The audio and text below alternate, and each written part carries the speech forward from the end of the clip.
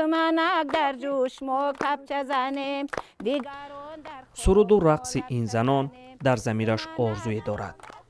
آرزوی سلامتی فرزندان و نزدیکان که سالها باز مهاجرند و سال کرونا دوری و فراق را سخت‌تر کرده است.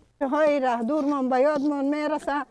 با میگیم که خدا جان در همه روزی همه خیلی بیاین که ما هم رنگ ما ورم سمنک بچشن. روزی عید بهاری خدا جان تنشان صحت باشه، وقتشان خوش باشه، کجای باشن غم درد نبینن. خدا جان تنشان صحت باشه. خدا بیشتری جوانان دهه بلوکدشت شهر لیوکند در مهاجرتند.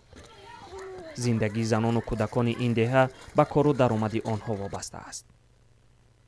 حالا آنها در گرد سفره نوروزی نشسته در حق نانآوران خانه‌شان دست به دعا می‌بردارند و آرزو می‌کنند که آنها در ملک دور صحت و سلامت باشند.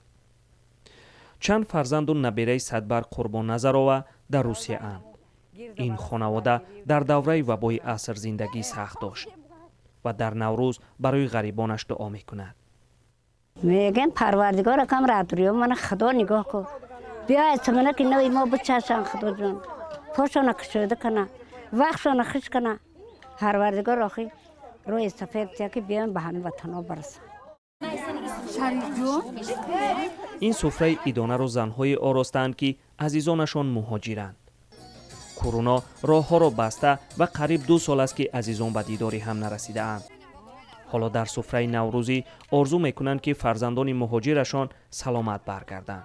همین زن‌هایی که اینجا ما گرد اومدیم جمع شدیم همه اینها فرزنداشون نبیره هاشون خصوصا فرزند خودم هم در مهاجرت. من میخواهم که در این عید بهار همون مهاجرت هایی که برای ما زندگی ما کار میکنن اونها را دعای نیک کنم. دعای نوروزی سمنک که در دیگ میاندازیم ما فکری اونا را میکنیم که اونا هم دعای ما صحت سلامت باشد، مثل گل های همین نوروزی ما خندان باشد، با ساق و سلامت به جای خود برگردن. سملک نوروزی هم آماده می شود. زنها در سر دیگی سملک دعا می کنند که نوروز آینده فرزندان دور از وطن را کنارشان ببینند و با هم سملک نوروزی را چشند. ولایت ختلان زیاده از 3 میلیون اهالی دارد. در این ولایت خانواده نیست که 1 یا 2 نفری آن در روسیه مهاجر نباشند.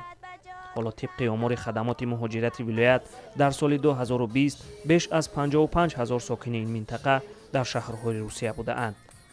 در 2 ماه اخیر سال جاری نزدیک به 7,000 ساکن این ولایت به مهاجرت رفته اند.